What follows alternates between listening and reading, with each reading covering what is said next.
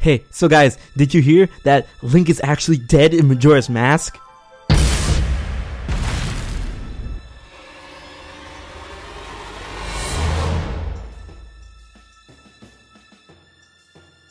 Welcome to Theory Talk, the weekly show dedicated to video game theories and finding out if they hold water or not. Every episode, me, your host, HMK, will walk through a video game theory, dissect it, and use my expertise to find out if it's bullshit, possible, plausible, confirmed, or denied. If you have or know a theory that you want me to discuss in a future episode of Theory Talk, leave it in the comment section below or send me an email titled with Theory Talk. On today's episode, we talk about the popular Legend of Zelda theory, is Link dead? The Link is dead theory. I think it's pretty much appropriate for the first episode of Theory Talk because The Legend of Zelda is my favorite game. This year is the 30th anniversary of Zelda, and that MatPat's video, which popularized this theory, finally surpassed 10 million views. Hats off to you, game theorists.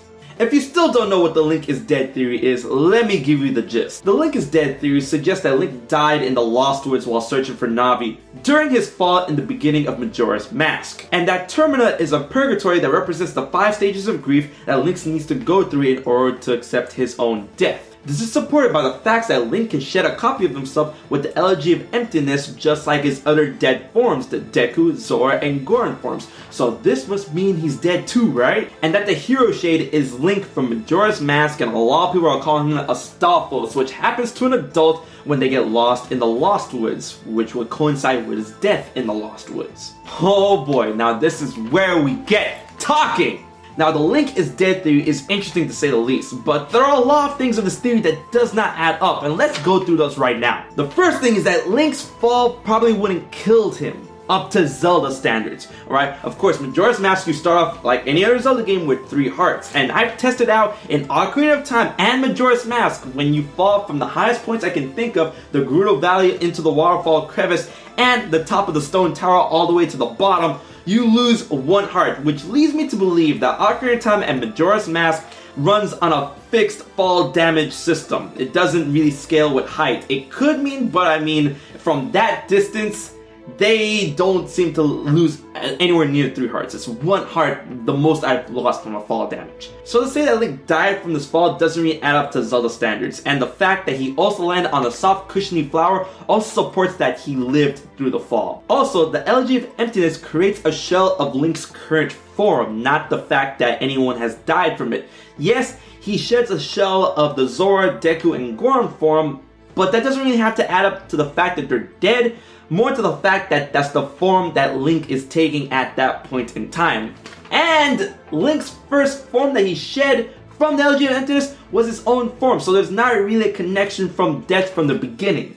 And no amount of anger management therapy can get it through to you people from my end that the hero shade is not a Stalfos. He is a spirit, and I says time and time again, Jesus Christ, that he is a ghastly apparition that we have not even seen is capable to be on the same plane of existence in Twilight Princess when you meet up with him. Every time you see him in your plane of existence, he always takes the form of the White Wolf, Golden Wolf, or the legendary wolf. Alright? He takes it to another plane of existence, then he assumes his hero shade form, which is ghastly, and the only thing skeletal about him is his face. And if you need more proof than that, Stalfos have a radically different design than they do of the hero shade in Twilight Princess. This also goes along with the fact that in the Lost Woods, when children die, they do not become Stalfos. They become Skull Kids. They don't become Star Childs either, they become Skull Kids. And adults became Stalfos.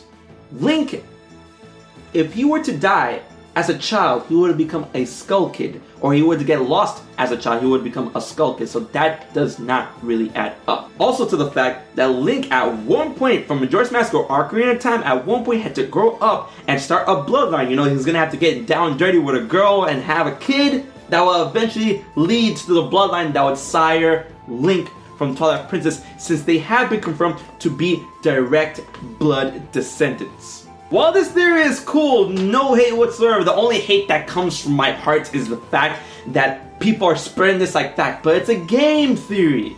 A video game theory. A theory we're talking about on Theory Talk. What this sounds like is that this theory was created to add an extra level of sadness and madness and fucked uppery to a game that's already fucked up, Majora's Mask. There are way too many inconsistencies in this theory for it to ever be proven true. So that's why this theory, the Link is dead theory, is debunked and denied. I hope you enjoyed this episode of Theory Talk. Do you agree with the verdict? Leave your thoughts and theories in the comment section below. And rate the video while you're at it. I'll see you next Friday for the next episode of Theory Talk. Hit that subscribe button to get instant notifications on when it goes up next Friday. If you want me to hit up a theory on Theory Talk in a future episode, leave it in the comment section below or hit me up on my various social media outlets. So until then, I'll see you next week and keep talking about those theories. This has been HMK, host of Theory Talk, and I'll check you guys later.